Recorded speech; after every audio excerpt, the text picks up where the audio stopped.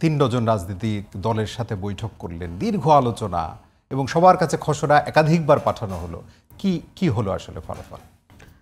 লাভ এটা হলো যে প্রাথমিকভাবে এটা খুব ছোট না, আমরা এই আলোচনা অনেক করেছি, মানে এত এনগেজিং আলোচনা সম্ভবত একটু বেশিই হয়ে গেছে। আমার কাছে মনে হয় যে অনেক ক্ষেত্রে একটু বেশি সময় নেওয়া হয়েছে, কিন্তু এই যে একটা এনগেজিং আলোচনা হলো ক্রমাগত, এবং আমরা যদি আরও খোলামেলাভাবে বলি যে দলটা নির্বাচনে জিতবে বলে ধারণা করা হয়, সেই দলটাও খুব সিরিয়াসলি, তুষার ওখানে থাকেন, তুষার সামনাসামনি দেখেছেন, খুব সিরিয়াসলি আলোচনা এনগেজ করেছে।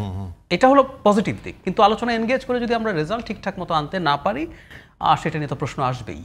আমি একটা জিনিস মনে করি, একটু বলে ফেলা ভালো, আমরা খুব টেকনিক্যালিটিস নিয়ে আলোচনা করছি। এই যে আলোচনা টেকনিক্যালিটিস নিয়ে হচ্ছে, আমার কাছে আমার ব্যাখ্যা হচ্ছে এটা ইনফ্যাক্ট সিম্পটম, এটা ডিজিজ না। এটা আমাদের সামনে এইভাবে ম্যানিফেস্টেড হচ্ছে।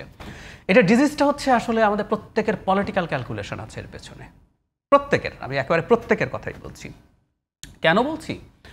যেমন ধরুন কোনো দল, যে আমাদের একটু এই যে এখন কীভাবে হবে সেটা সরিয়ে রেখে যদি বলি, আমাদের একটা রেফারেন্ডাম গণভোটের সিদ্ধান্ত হয়েছে। এখন গণভোটটা, এনসিপির অবস্থানটা আমার কাছে ভালো লেগেছে, যেটা আগে হোক বা একই সাথে হোক আসলে ম্যাটার করে না। আপনি খেয়াল করেন, একদমই তাই। কারণ গণভোটটা হচ্ছে, এটা আপনি অপিনিয়ন নিচ্ছেন যে এটা সংসদে করা হবে কি হবে না, সংসদেই হবে, কিন্তু যেহেতু গণভোট জনগণের ম্যান্ডেট আছে, সেটা তখন সংসদের উপরে এক ধরনের ইম্পারেটিভ হয়। এই কারণেই তো এটা আপনি ওই দিন করেন আর নভেম্বরে করেন, আপনার তো লজিস্টিক্সের কিছু ডিফারেন্স হতে পারে, যে ওই একই দিনে আমি পারবো কিনা, বা আগের দিন করলে আরেকটা, এসব আলোচনা হতে পারে।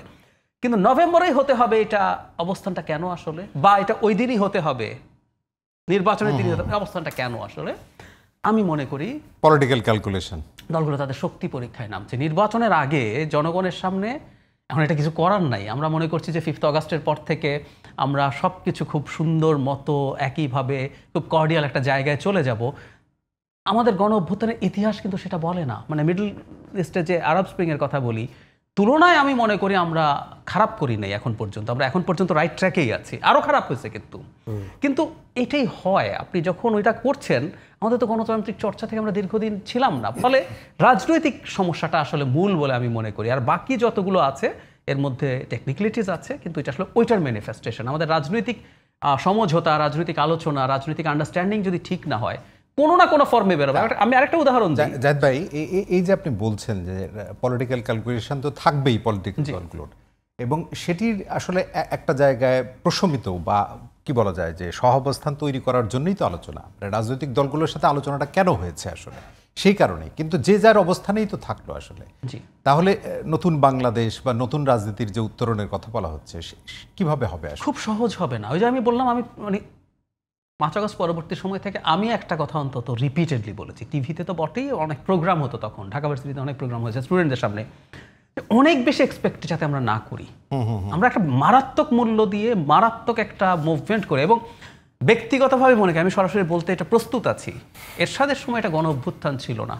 69-এর গণ অভ্যুত্থানকেও আমি আসলে সেই অর্থে গণ অভ্যুত্থান বলতে চাই না, জনগণ এনগেজড হয়েছে, কিন্তু ওটাও এক্সক্লুসিভলি পলিটিক্যাল পার্টির প্ল্যান্ড, লেড, ডিজাইনড একটা মুভমেন্ট, মানুষ যোগ দিয়েছে। এরশাদের ক্ষেত্রে শুনি, আমি এখানে ছিলাম না ঢাকায়, যে মানুষ মোটামুটি সব শেষ হওয়ার পর নেমেছে, কিন্তু এবারকার এটা এক্সক্লুসিভলি একটা, সবাই ছিল, গণ অভ্যুত্থান বলতে যা বোঝায় সব ফুলফিল করেছে। তাতে হয়েছে কি, আমরা প্রত্যেকে তার মতো করে কোনো না কোনোভাবে এনগেজড হয়ে গেছি, তো জনগণ এনগেজ, ফলে জনগণের প্রত্যাশাটাও স্কাই হাই হয়ে গেছে। তো এই জন্য যে আজকে এই পরিস্থিতি হতে পারে, এটা আমার কাছে খুব আনপ্রেডিক্টেবল ছিল না, কারণ পলিটিক্স এভাবেই কাজ করে। এবং আমি মনে করি, আমি ব্যক্তিগতভাবে মনে করি, এনসিপিরও রাজনীতি আছে, তো জুলাই এবং সংস্কার, এনসিপির আমি তুষারকে সামনে রেখেই বলি, ওরা খুব চমৎকারভাবে দুটো এজেন্ডা ঠিক করেছে সেই দল তৈরি হওয়ার পর থেকে। এডুকেটেড আরবান মিডল ক্লাসের কাছে সংস্কার কিন্তু খুব গুরুত্বপূর্ণ প্রশ্ন, তারা এটা বোঝেন, অনেকে কিন্তু বোঝেন না। আবার আওয়ামী লীগ নিষিদ্ধকরণ, আমি বলছি না তাদের এটা নিয়ে আন্তরিক ইচ্ছা নেই, আছে, কিন্তু একই সাথে আপনি পলিটিক্যাল পার্টি কিন্তু পলিটিক্যাল এজেন্ডা তৈরি করবেন, এটা আবার আপামর মানুষের কাছে একটা বিরাট অ্যাপিল আছে। তো এইভাবেই তারা তাদের এজেন্ডা ঠিক করেছেন। সো সংস্কার নিয়েও তাদের রাজনীতি আছে। আবার সংস্কার, এই রাজনীতিতে ও জিতে গেলে আমি হেরে যেতে পারি, জনগণের সামনে আমি বড় দল, আমার সমস্যা হতে পারে। সো এই ঘটনাগুলোই ঘটছে। জাহিদ ভাই, আরেকটু যদি আলোচনাটা এগিয়ে নিই, মানে এটি যদি গণভোটেও যদি ধরেন যায়, সে বিষয়ে তো সবাই একমত হয়েছে, হয়তো সময়টা নিয়ে ইয়ে আছে। আসলে মানুষের কাছে সেই গণভোটে পার্টিসিপেশন কিভাবে হবে? মানে এই সুপারিশগুলো তো থাকবে, সাথে নোট অফ ডিসেন্টগুলোও থাকবে, যেটি ঐকমত্য কমিশন থেকে বলা হচ্ছে।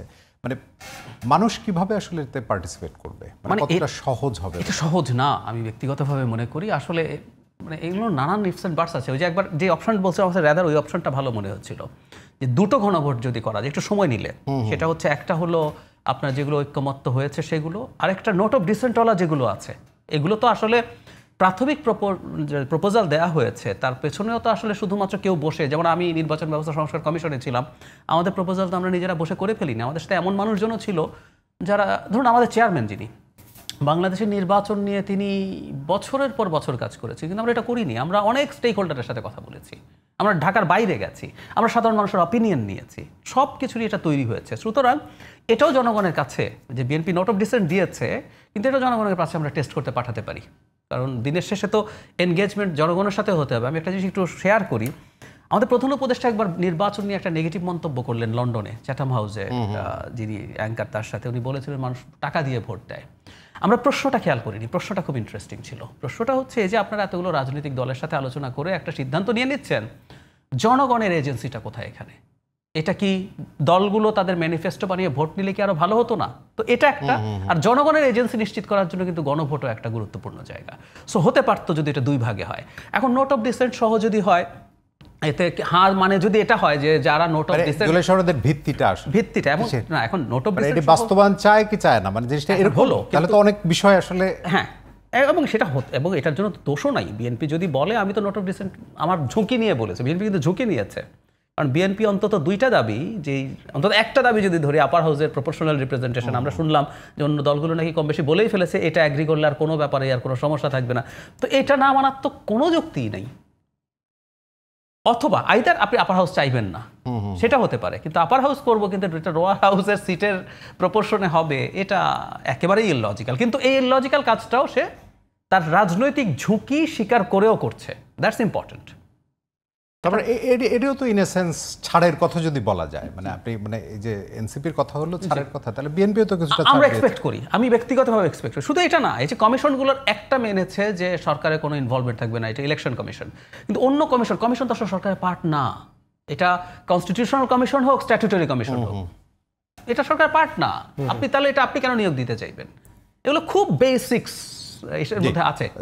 জনাব স্যার, তো একই প্রশ্নটা মানে আইনি ভিত্তির জায়গায় শেষ করি, তো বাকি সবকিছু দিয়েও যদি অন্তত আপার হাউসের পিআরটা বিনিময়ে যদি সবাই মনে করে যে আমরা সবাই একসাথে হয়ে যাব, আমি ব্যক্তিগতভাবে মনে করি এটা মেনে নেওয়া তাদের উচিত।